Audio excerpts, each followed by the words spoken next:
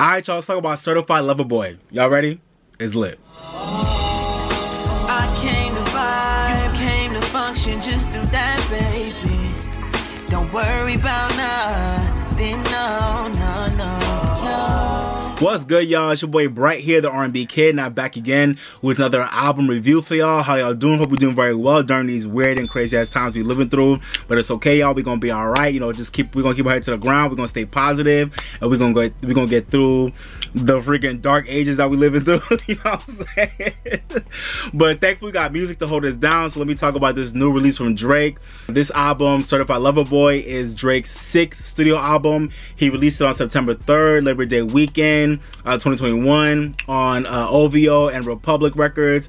This album dropped on Labor Day weekend. I was in DC celebrating my homeboy's engagement, one of my frat bros. That was a fun weekend. Shout out to Christian and Justine. Yeah, so I wasn't really tapped into the album that weekend, but I definitely tapped into it when I came back home, you know, during the week. You know, I listened to it twice since then, and I wasn't really hyped to do this video because I know this is like being one of the most anticipated albums of the year and really of Drake's career, but I wasn't really hyped to do this video because I felt like this album was somewhat of a letdown, kind of like Donda was, so I wasn't really hyped to talk about it. But I still want to sit down and give you my thoughts on the album, so let's get into it. I'm really looking forward to seeing how this era will go for Drake because, like I said, this has been one of his most anticipated albums, and I feel like a lot of people kind of let down. And also, this is his first album not on Young Money Cash Money, so I'm looking forward to seeing like how this era goes with him not being on Young Money Cash Money no more. Like, I want to see how he moves, and this is a, you know, this is a whole new moment, a whole new era, a whole new entity. So I'm looking forward to seeing how things will roll out in terms, you know, in that sense.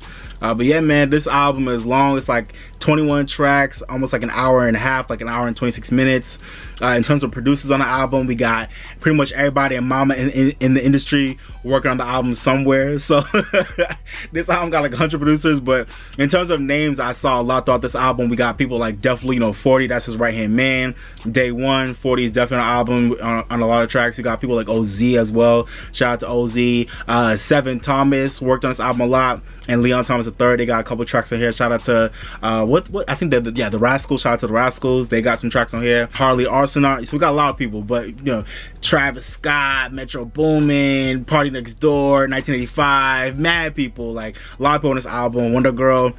So yeah, this is a really diverse album. I feel like, to me, this album feels like some piece of Drake from every earlier era kind of pieced into one project, and in a way it wasn't a bad thing because a lot of it felt familiar and comfortable and it's still vibes, but at the same time, I'm just gonna go to review. At the same time, I think my big beef with the album is just how there was such a lack of evolution with this album. I think that's just a big critique that I think a lot of people have. I have, and I think that's just the big thing with this album, that even though this album is vibes, it's a lot of, you know, flows and content and you know, kind of beats that we're familiar with in that Drake world. I think, especially with the delay about this album, you know, this album has been 3 years after Scorpion, which came out in 2018. He had the long ass delay from January up until now because of his knee injury, and I guess just trying to, like, you know, make the album better and put it out at the right time. And then he's over here beefing with Kanye to kind of drum up the you know, the rollout for both of these albums. So, you know, we had a lot going on with Drake this year, and for me, I feel like with all that happening, I was expecting for this not to be like I don't know if I was expecting for this to be like a masterpiece, but I was expecting for Drake to really play around and try new things on this project. And I think for me, there's no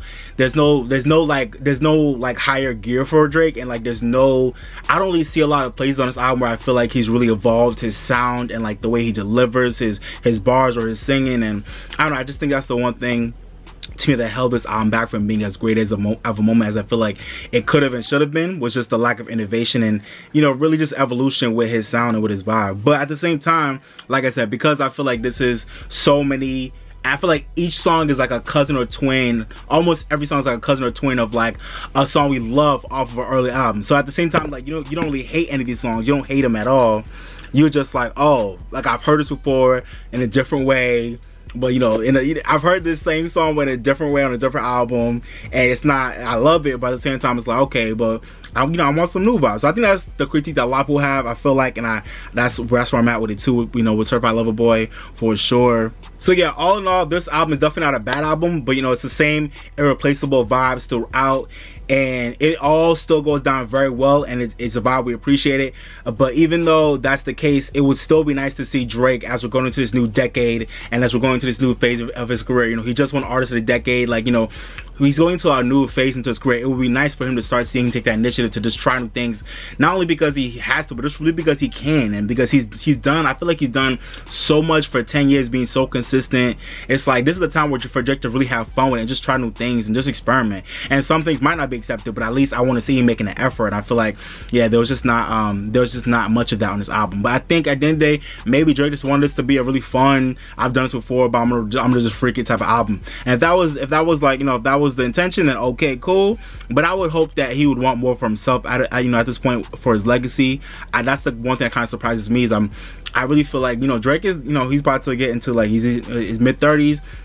In a couple years, Drake gonna be looking at 40, so it's like, I want him to start, you know, getting into a different type of bag. At the end of the day, this is his 6th album, but really more like his, what, like 10th or 11th, because he's had so many, like, you know, mixtapes and projects in between the official albums. So Drake has had plenty. He's had a whole decade with constant projects to really start leveling up and try new things. And I think for the most part, the 2010s, he did his thing and he was great. But now I'm looking for a new type of Drake, and not to be corny about it, but I'm just looking for a new type of Drake with, you know, whether it's working with new producers or working with people that you know, but trying new things. I'm looking for that. And to me, yeah, because he can do that, I was waiting for it on this album and I didn't get it. But yeah, that's just me. And you know, it's funny because I think for the most part, he definitely came through with the, you know, with his flows, with his singing, and with the production that I think for the most part, I don't know, I think a lot of it is fire and a lot of it's just really serviceable, you know, so I can deal with it. The production to me was solid. But because he didn't really level up with the content of his bars, like, you know, he still came through that Drake flow that we love with the singing, but in terms of like what he's actually rapping about in this album, he ain't talking about nothing new, and he ain't talking about nothing we ain't already heard him talk about.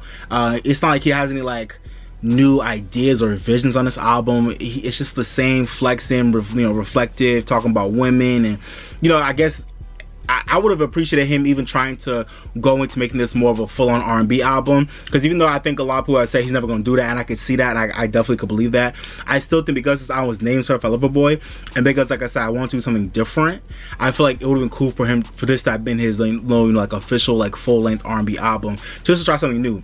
And then future albums go back to all rap or like mostly rap, you know, even though a lot of these songs still bang and they're, you know, they're acceptable and they're serviceable, and it's a vibe, we love them. Like, for the most part, I love most of the tracks on this album. There's only a few tracks I don't like, but you know, even though everything is a vibe and definitely enjoyable, the album still felt kind of underwhelming as an entire project. Does that make sense? Like, go on track to track, you like, you're vibing, but then you look back at the whole album, you're like, okay, everything was a vibe, but as a whole body of work, it just feels kind of underwhelming a little bit, you know what I'm saying? The only thing that really signifies that this album came out in 2021 really is the features, because like if you have any features on this album, you'll be like, all right, so this album could have came out in like 2016 or 2018, like, you don't know. You know what I'm saying? But the features though make you be like, okay, no, this sounds like a 2021 album with, you know, the people who are on the features. But yeah, man, if it wasn't for features, I feel like a lot of these songs, like I said, could be interchangeable with any other previous Drake album, and that's not a bad thing because those albums are great. But it's also like, damn, like, you know, I want something that I know I'm only gonna hear on this album, and I feel like we didn't have enough of those tracks where it's like, if I listen to this album 10, 15, 20 years from now, if I hear a track, I'm gonna be like, oh yeah, I remember that was a Certified Lover Boy era, because of like how the song sounds, or because of the way he was flowing on it, or like what he was talking about on the song. And I feel like that only happened enough on this album. Does that make sense? All right, let me go into a quick track by track review of the album. Let me quickly breeze through how I felt about each track. Starting off with the intro, Champagne Poetry, definitely one of the highlights throughout the album. I love the late night R&B-ish, moody, bouncy feel of the beat. You know, 40 killed that. Shout out to Masego as well, and Manish. They all killed the beat. Such a vibe, such a great way to open the album. Feels like a classic Drake intro, and to me this is one of those tracks where like he definitely killed it. I don't think he like went crazy on some like iconic, you know, timeless masterpiece type shit, but it was a great song. He definitely did his thing and definitely was a highlight. I love the flow on it, definitely a vibe. So I love Champagne Poetry, and I feel like this is gonna be a beat that a lot of people can like use for inspiration. They can sample, they can kind of do their own thing over it, they can freestyle over it. I feel like this is definitely gonna be one of the more memorable and timeless. It'll be one of the tracks that really ages well on this album, I feel, just off rip. I feel that. So shout out to Champagne Poetry, a really cool intro. Poppy song was cool. I didn't dislike this track. I think a lot of people think it's like stupid. They don't want to sing along to it. They don't want to vibe to it. And I get it. I probably wouldn't be singing at a party either, but I still like the vibe of it when I listen to it by myself. But it's definitely not a song that I'm probably gonna go back to like all the time like that. But Poppy song was cool for the most part. Girls Want Girls with Lil Baby. I feel like this is definitely a fan favorite so far, and I understand why, because of the Lil Baby feature. I feel like anything Lil Baby hops on, even if the song is mid, y'all make it go #1. Y'all act like it's the best thing since sliced bread. And that's no knock to Lil Baby. I love Lil Baby, but I feel like y'all just be hyping up anything Lil Baby hops on just because he's on it. And I feel like that's the case here, where I like this track, but I don't like love it. And to me, it was kind of the track, one of the tracks on the album where I still appreciate it. I kept it, but I didn't like, it didn't grab me like that. Like I feel like, you know, the arrangement didn't grab me like that. Lil Baby's verse was cool, but it didn't grab me like that. But I'm still gonna rock to it if it comes on. So it's a cool track, but I don't love it as much as I feel like everyone else does. But maybe it'll be a grower for me. We'll see. But Girls Want Girls was cool. And next up is In the Bible. I didn't like this track that much, and I was really mad that I didn't like this track because, you know, I messed with Giveon and I like Lil Durk, and I was really mad because I feel like this is definitely like a wasted Giveon feature. Like Giveon, when I feel like Giveon and Drake are about to be like a combo that I really look forward to every time they get together, because, you know, I just feel like they fit musically. And I feel like Giveon was a wasted feature on the song. I feel like Giveon didn't really fit the track, and he kind of felt like he was just on it at the end to do his little part, just to kind of get his name on the album, instead of it being a track where I feel like Giveon really like was fused into it, like he was singing a hook, or I don't feel like his presence was like that great on the track, because he was just at the end of it. And I feel like his verse was cool, but it didn't like, I don't know, it didn't magnetize me like I feel like Giveon usually does on a track, you know what I'm saying? So yeah, In the Bible to me was a wash. This was filler to me. It didn't need to be on the album. So I didn't like this track that much. But if you love it, cool. Let me know what y'all think. Next up is Love Always, Jay-Z. Definitely a highlight. I love this track. Shout out to Jay-Z's verse. He killed it. Jay-Z snap. I love how Jay-Z gave Kanye a verse and Drake a verse during this whole saga with them. Shout out to Jay-Z. I'm gonna give both of y'all a verse. But shout out to Drake for actually crediting Jay-Z on his song, unlike Kanye. So, you know, Jay-Z actually got credit on Billboard with this track. But yeah, Love All, man, definitely a highlight. I love All. Feels like mature, timeless track that definitely, I think with Champagne Poetry will definitely be one of the tracks that'll age well on this album compared to everything else. So yeah, I like this track. Shout out to OZ and Desiree and Seven Thomas on this one. Yeah, man, cool track. Shout out to Jay-Z and Drake's chemistry that I feel like a lot of people underrate, but I like that chemistry on the track, and I feel like they came through with this one as well. Definitely a memorable track. I fuck with this one. And then we got Fair Trade with Travis Scott. Cool track to me. I don't know if it was like a highlight, but definitely one of the more memorable tracks, and I definitely think this could be a really big hit, you know, incoming soon this fall. I like this song. You know, Drake and Travis always sound good together.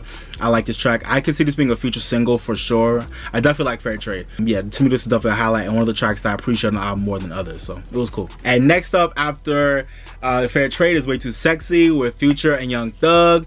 Oh man, I'm gonna be real, I'm gonna be honest. I like this track. I'm not like, to me it's not a track that I'm probably gonna like go out of my way to play like on my own time. But if I hear this track somewhere, I will be rocking. Like I feel like, you know, the guys, we needed our own WAP, and this is, you know, this is the dude's WAP for 2021. You know what I'm saying? And I'm not mad at it. I totally get it if you think this song is corny. At the end of the day, I think it's an interesting move with Drake making this the first single. And I definitely knew when this album came out that this song was gonna be the first single, and that it was gonna go #1, and that happened. You know, 9 songs in the top 10. Drake is on some crazy shit right now. 9 songs in the top 10 on the Hot 100, and Way Too Sexy came in at #1, like I knew it would, because it just has that like. It just has that novelty factor that I think a lot, you know, might rub some people the wrong way, and I get it. But for me, I don't know, I just want a lot more fun vibes back in music, and I feel like this song is bringing that. I feel like everything coming out these days is so serious and moody, so I don't mind, you know, whether it's in pop or hip hop or R&B. I don't mind a fun track coming through every once in a while from someone like Drake, who's not really, I mean, besides Tucci Slide, I don't think Drake is known to be like someone to be popping out with fun songs all the time like that. Maybe I'm wrong, but I don't know. But I don't mind him having a little one-off stupid song like this. Like, it's fun. It's gonna knock off in the club. It's gonna go off at a cookout. You know, it's gonna go off. Like, and I think a lot of people don't want to give this song, you know, its due because of like how they think it's corny with the, you know, with the Right Said Fred sample. I'm too sexy, man. I get it, but at the same time, this beat goes crazy. Have you heard this beat? Shout out who produced it. Shout out to, yeah. TM88 and Too Dope, like this beat goes bananas. Like this is a crazy record. Like, so yeah, Way Too Sexy. If you don't like Way Too Sexy, I get it, but for me, I rock with it. I like Future's hook. I think he killed it. Young Thug's verse was cool. I could have done without Young Thug in the song, but you know, I'm not mad he was here. Drake did his thing. The video to me was like, I didn't like the video that much, but in terms of the song, I think it bangs. So for me, it is what it is. Let me know what y'all think about Way Too Sexy. If you don't like it, I get it, but for me, I think it knocks, and it's like, it's fun. Fuck it. Next up was TSU. Definitely a highlight for me. I love this track. I love the production. I love how moody it was. I love how this felt like an old school, not old school, but a typical Drake track, talking about, you know, this chick he knew and this her story, and I'm gonna map it out for you. And I like how he did on this track. Definitely didn't feel like, you know, anything I haven't heard before in terms of the vibe, in terms of the content, but I did love how the track sounded, and it felt like, you know, typical Drake that we all love and appreciate. Just still, you know, in his feelings about some girl in his life that he met, and they didn't really talk no more, but this is what happened, and this is how she doing it, you know, and it was cool. It was vibe. I'm surprised we didn't get like more of these type of tracks on the album because of what the album was about, but I kind of would have been over it if we probably did that, so I'm not mad we didn't get like a bunch of these type of tracks. But yeah, so TSU definitely was a highlight for me. I enjoyed it. I like the production. I like the vibe on it. It was cool. Next up is Into Deep with Future. Cool track. To me, I like the beat kind of threw me off at first, but then when I got into the groove of the beat, it was cool for me. Not a highlight from off this album, but definitely not a track that I hate. But to me, this is one that probably could have been taken off if you need to like make it a shorter album. I probably could have taken this one off, but I still appreciate it for what it is, so it's cool. Yeah, it's a cool little track. Definitely not a highlight, but it's cool. Next up, we got Pipe Down, which, you know, funny enough, at first I wasn't really feeling, but then when I heard it again, I was like, oh, okay, though, this is actually one of the better songs off the album. I like the way it rides. I like the aggressiveness. I just like the way they arranged. I like the feeling of it. Definitely one of the more memorable tracks off the album. I definitely think this will be one of the tracks that'll age very well like years from now. So, and I hope it becomes a single at some point, because I feel like it definitely could be and should be. Yeah, Pipe Down, definitely a track that I can rock to more so than others on this album. Definitely one of the highlights off the record for sure. And then we get Yebba's Heartbreak, to me, which is such a nice welcome surprise because I stan Yebba. If y'all not into Yebba, y'all need to go tap into this amazing woman. Literally one of the best voices in the game right now. Her album Dawn just came out on September 10th, and I love that project. It's an amazing record. Yebba came through with probably the most emotional and like beautiful track on the album with Yebba's Heartbreak, with her just singing about, you know, just going through shit in relationships, and, you know, will you be there for me and all that type of stuff. And it was beautiful. I loved her voice on it. I love that Drake didn't touch it. He just said, Yebba, do your thing, go, and I'll put on the album. And it's just because shout out to Drake being in tune with how dope Yebba is. So definitely a highlight of the album. It kind of felt like a song that didn't really fit with the rest of the album, but I still loved it for what it was, and I love what Yebba did on it. And I feel like it was at a good place in the album. It was good to have it in between Pipe Down and No Friends in Industry. It was a cool little like break on the album, and it was beautiful, man. I loved it. Next up is No Friends in Industry. Definitely one of the best tracks on the album. To me, this definitely needs to be a single. This feels like a classic hype, you know, like, you know, get the party started Drake track. Everyone, you know, people strolling at a Greek type of event. Like, this feels like a classic, you know, just hood party, just classic hip-hop type shit. I love this track. Definitely one of the best songs on the album. Shout out to Vinyls and OZ on the beat. Yeah, I like this track. This definitely needs to be a single at some point. I'm waiting for the video for this song for sure. I want to see what it does with the video.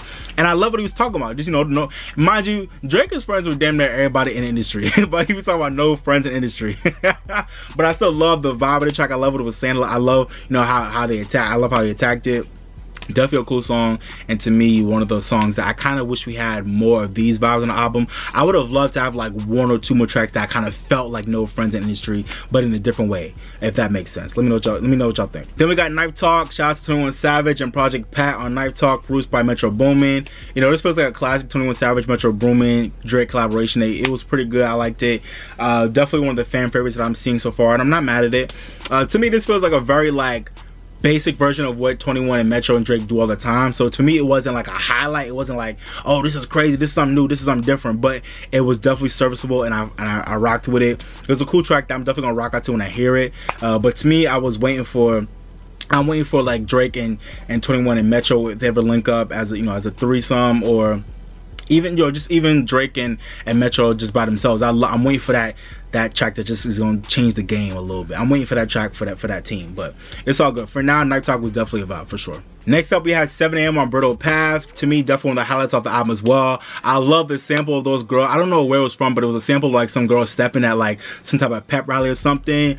Da, da, da, da, They was killing that shit, and it made the beat even better. I loved how like it was a chill, typical classic timestamp song from Drake, where he's he's getting in his bag, talking about where he's at in his life, talking about what's on his mind, just getting his shit off for like 5 minutes plus. So 70 on my Bridle path was cool. I liked it. Definitely one of the highlights on the album for me. I love what he's talking about.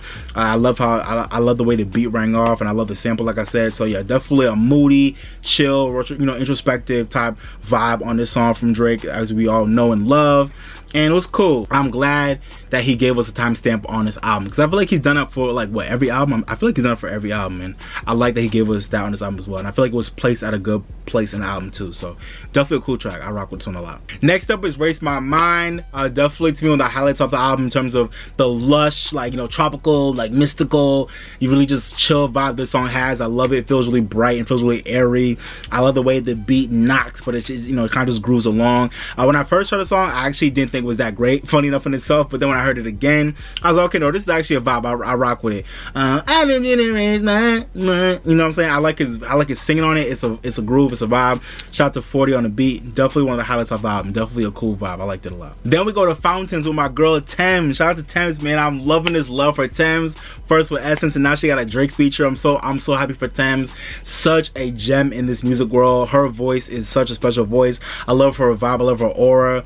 I'm looking forward to seeing her career blossom. She's an amazing woman. I'm so excited for her future. Shout out to Drake for giving her the cosign.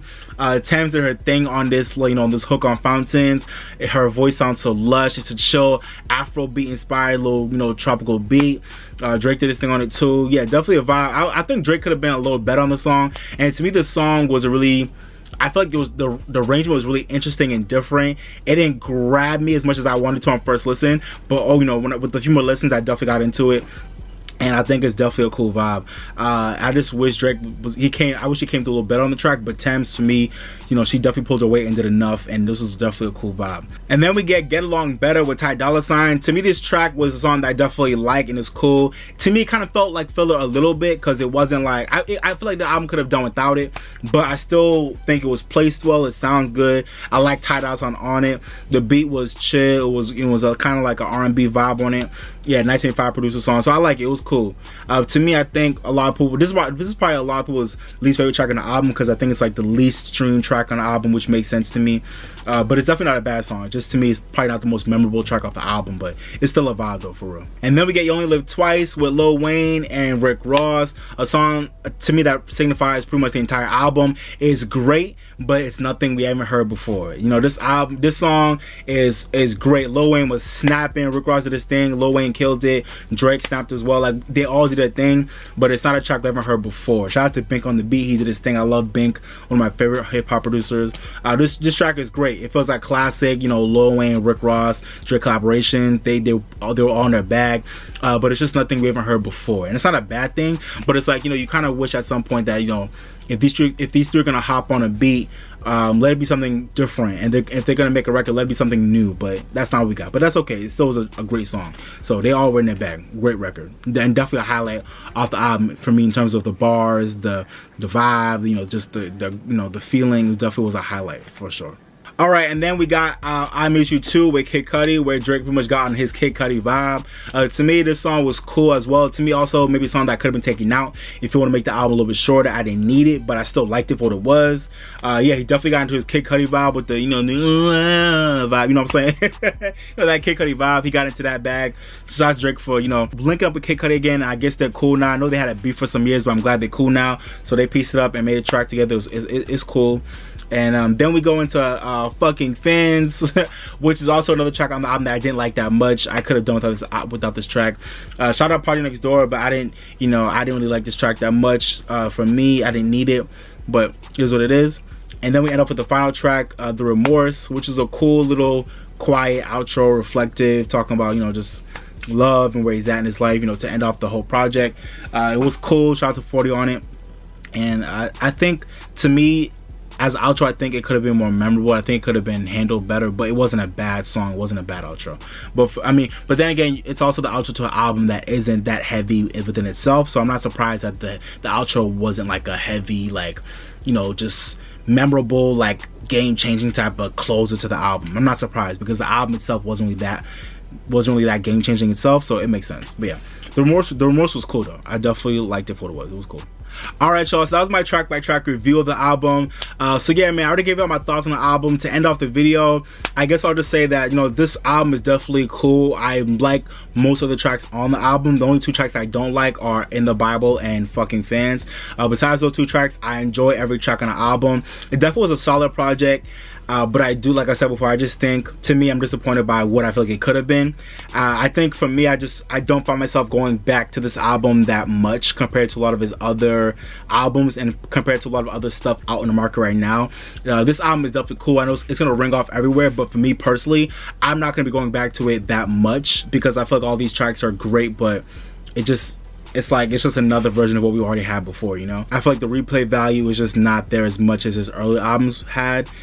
Because a lot of these tracks just sound like, you know, different versions of what we already had in other albums, like I've said before. So, but I'll say there's definitely plenty of gems on this album. Even in the midst of the very underwhelming material throughout, there's still a lot of gems here, and there are definitely a lot of bangers throughout this album that are definitely going to do their thing for, you know, for months, weeks, years to come.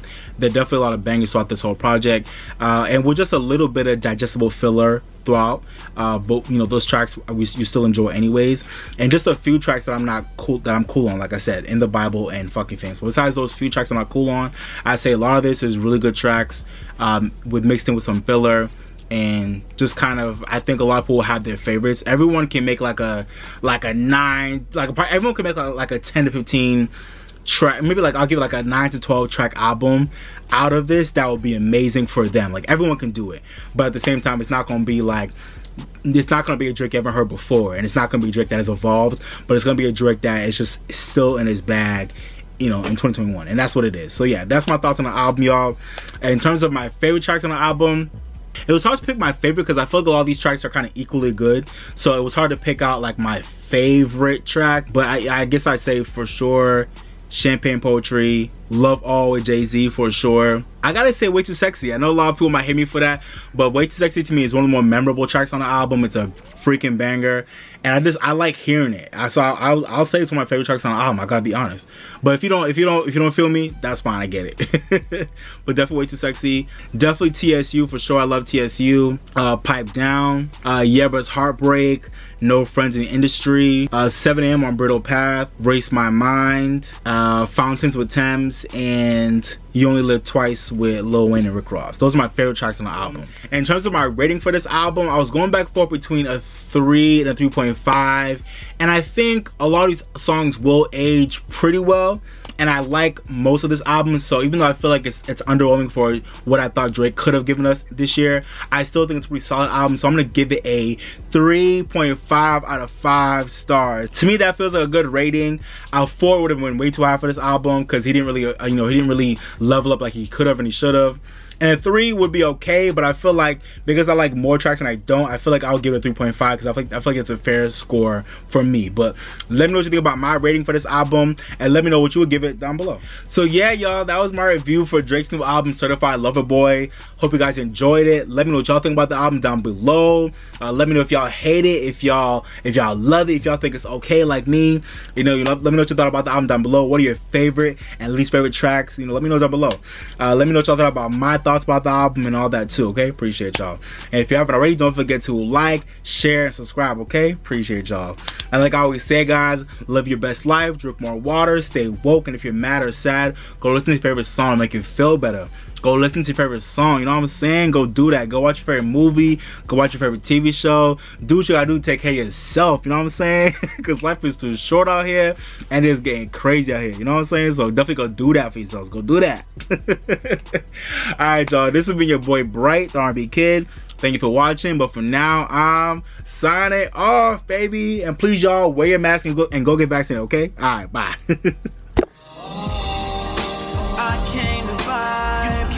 Function, just do that, baby.